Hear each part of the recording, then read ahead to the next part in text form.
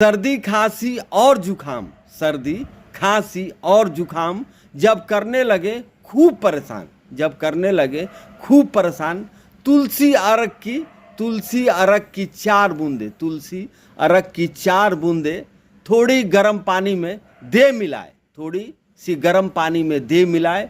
सुबह सवेरे खाली पेट में घूट घूट कर घटक जाओ, सर्दी खांसी को भगाओ। अर्थात जब सर्दी खांसी और जुखाम काफ़ी परेशान करने लगे तो तुलसी अर्क की 4 बूंदे थोड़ी सी गर्म पानी में घूट घूट कर सुबह सवेरे खाली पेट में घटक जाइए, पी जाइए और सर्दी खांसी और जुखाम को जल्दी से जड़ से भगाइए।